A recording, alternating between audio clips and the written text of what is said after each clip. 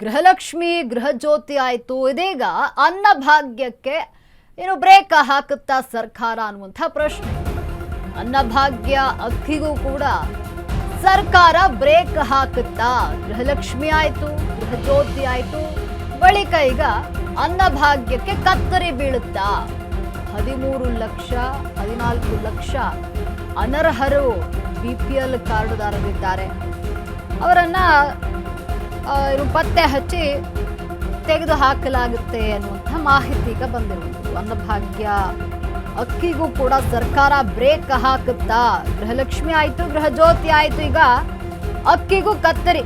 14 lakh ಅನರ್ಹರ BPL card ರದ್ದಾಗುತ್ತೆ. ಈ ಬಗ್ಗೆ ಆಹಾರ ಸಚಿವ KH ಮುನಿಯಪ್ಪ ಬಿಗ್ ಸುಳಿವನ್ನ ನೀಡಿದ್ದಾರೆ. ಬಡವರಿಗೆ ಮಾತ್ರವೇ ಉಚಿತ ಅಕ್ಕಿ ಕೊಡುತ್ತಾರಂತೆ. ಶೀಘ್ರವೇ ಅನ್ನಭಾಗ್ಯ ಯೋಜನೆಗೂ ಬಿಗ್ ಸರ್ಜರಿ ಇಲ್ಲಿ ನಡೆಯುತ್ತೆ.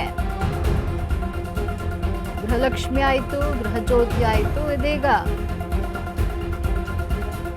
ಅನ್ನಭಾಗ್ಯ ಅಕ್ಕಿಗೂ ಕೂಡ ಸರ್ಕಾರ ಬ್ರೇಕ್ ಹಾಕುತ್ತಾ ಅನ್ನುವಂಥ ಪ್ರಶ್ನೆ ಇದೆ. ಯಾಕಂದ್ರೆ ಆಹಾರ ಸಚಿವ KH ಮುನಿಯಪ್ಪ ಇದಕ್ಕೆ ಒಂದು ಸುಳಿವನ್ನ ನೀಡಿದ್ದಾರೆ.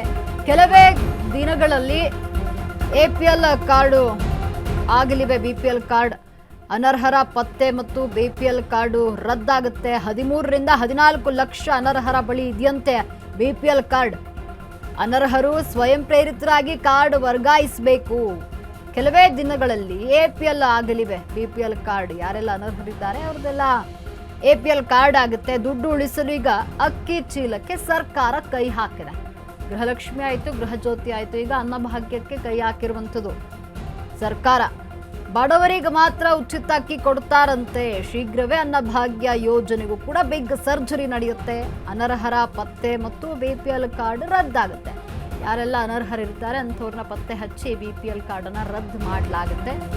ಈ ಬಗ್ಗೆ ಆಹಾರ ಸಚಿವ KH ಮುನಿಯಪ್ಪ ಬಿಗ್ ಸುಳಿವನ್ನ ನೀಡಿದ್ದಾರೆ. ಇನ್ನು ಆರ್ಥಿಕವಾಗಿ ಸಬಲರಾಗಿರುವಂಥವರನ್ನ ಕೈ ಬಿಡಲಾಗುತ್ತೆ. ನಾವು ಬಡವರು ಎಂದು BPL ಕಾರ್ಡನ್ನ ಮಾಡಿಸ್ಕೊಂಡಿರುವಂಥದ್ದು. ಕಾನೂನು ಬಾಹಿರವಾಗಿ BPL ಕಾರ್ಡನ್ನ ಕೆಲವರು ಮಾಡಿಸ್ಕೊಂಡಿದ್ದಾರೆ. 13 ಲಕ್ಷದಿಂದ 14 ಲಕ್ಷದಷ್ಟು ಮಂದಿ ಈ BPL ಕಾರ್ಡನ್ನ ಹೊಂದಿದ್ದಾರೆ. ಇಂಥವರನ್ನ ಪತ್ತೆ ಹಚ್ಚುವಂತಹ ಕೆಲಸವನ್ನ ಮಾಡ್ತೇವೆ. ಶೀಘ್ರದಲ್ಲಿಯೇ ರಾಜ್ಯ ಸರ್ಕಾರದಿಂದ ಬೃಹತ್ ಆಪರೇಷನ್ ನಡೆಯುತ್ತೆ ಅನ್ನಭಾಗ್ಯದಲ್ಲಿ. ಇಷ್ಟು ದಿನ ಕಾರ್ಡ್ ಏನೋ ಇಟ್ಟಿದ್ವಿ, ಕಾರ್ಡನ್ನ ಕೊಟ್ಟಿದ್ವಿ, ಸರೆಂಡರ್ಗೆ ಕೊಟ್ಟಿದ್ವಿ. ಈಗ ಅನರ್ಹರ ಸಂಪೂರ್ಣ ಪಟ್ಟಿಯನ್ನ ರೆಡಿ ಮಾಡುತ್ತೆ. ಅಂದ್ರೆ ಅರ್ಹರು ಯಾರಿದ್ದಾರೆ ಅಂಥವ್ರಿಗೆ ಮಾತ್ರ ಸಿಗುತ್ತೆ ಅಕ್ಕಿ.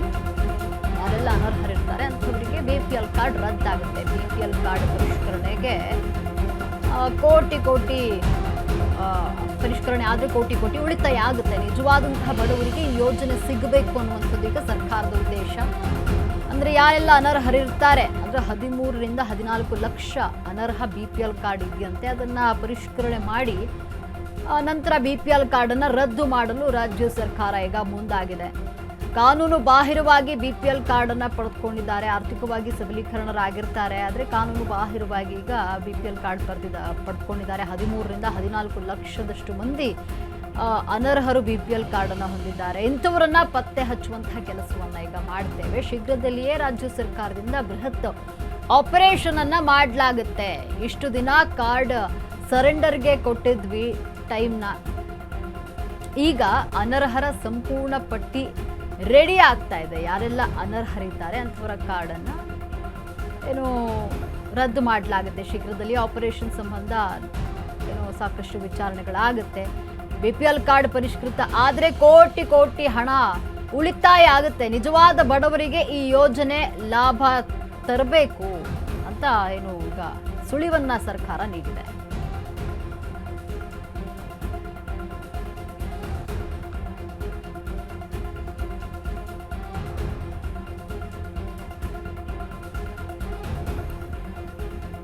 ಗೃಹಲಕ್ಷ್ಮಿ ಗೃಹಜ್ಯೋತಿ ಬಳಿಕ ಈಗ ಅನ್ನಭಾಗ್ಯಕ್ಕೂ ಕೂಡ ಬ್ರೇಕ್ ಹಾಕಲು ಸರ್ಕಾರ ಮುಂದಾಗಿದೆ.